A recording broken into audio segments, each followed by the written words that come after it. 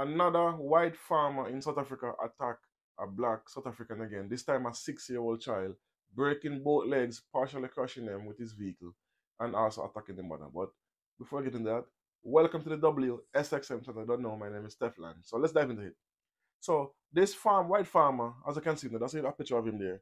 His name is Christopher Stammer, and he ran over a 6-year-old child, broke both legs, as I said, partially crushed him, knocked the mother down as well. And when the police came, he actually said he's not sorry, he has no remorse, and he will do it again. He wanted to analyze them.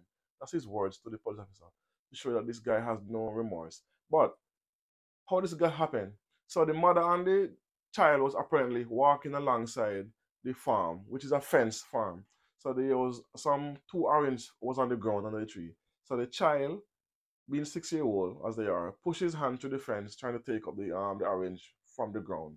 So it's not on the tree, he was on the ground. So that's mean he's gonna stay there and spoil because he's not gonna take it up.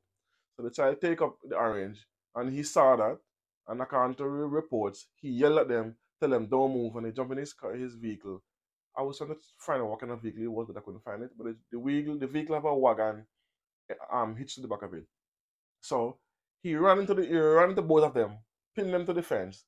That's mean when he pinned them to the fence, most likely that's when the child leg is broken. But typically when I get hit, you'll fall to the ground. But the mother was much bigger and so she wouldn't get hurt as much. So in my mind, I think he reversed and then ran over the little boy's foot. Cause for the foot to be partially crushed, the weight of the vehicle have to go over it. That's mean he drove over the child's foot purposely. And then when the police came, when the mother screamed and tell him don't hurt the child, and he said he gonna kill unalive the child. The police came and the man tell the police that he will do it again if he have to, and he wouldn't mind unaliving them. And why would he say something like this? Because what? He's 70 years old. He was 40 years old when apartheid ended. So, from his first 40 years of his life, he had this superiority complex where he think black South Africans are less than him. They are beneath him. They are less than animals because they consider during those days black people to be less than animals. So they used to treat animals much better than how they treat black people. So he still have that mentality, even though apartheid ended. That doesn't mean their mindset stopped right there.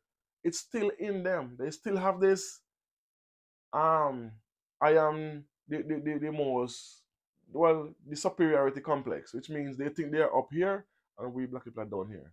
And this is the reason why he can act like this and he can talk like this. And this is why he can even say these things to a police officer, because back then in apartheid times, police officers protect white South Africans no matter what. No matter what they do, they have their backs and they cover up any crime they do. So he thinking this will happen in modern time. So hence he went to court. That's him in court, and look at him standing in the courthouse. Look at that stance he had, as if, well, I will be this case. Nothing can be done to me because I'm white.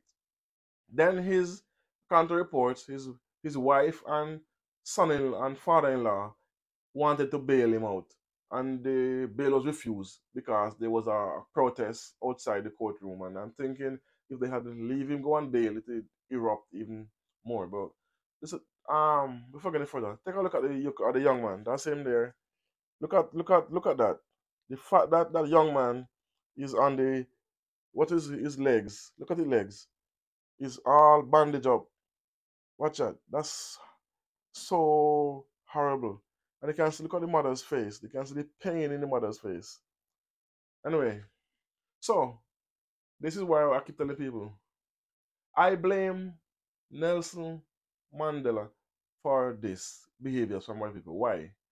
Nelson Mandela was a great man, but he was a poor president because white South Africans did not experience no form of repercussion for what they did during apartheid time.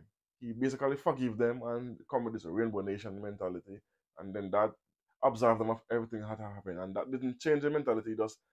They just hide it, and times act as if they are still who they are in this pre now 2024 basically.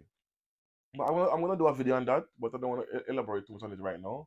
But I also blame President Ramaphosa because these are the ones who give the DA party a seat in government, giving them back power, a taste of power to continue to do what they used to do pre-apartheid times.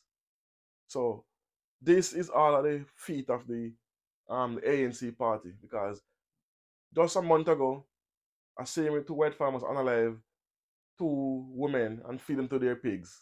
I did a video on that as well. I think I put a link in the description so you can go and see it. So this is not the first time or second time they're doing things like this, unaliving black people for just walking along the street or just picking up an apple. Remember, a 6-year-old. Think about that.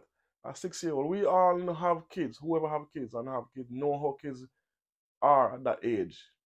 So this fact that he have no remorse for doing this to a child show you the evilness in these people. And this is why we cannot have them having no form of political power in South Africa.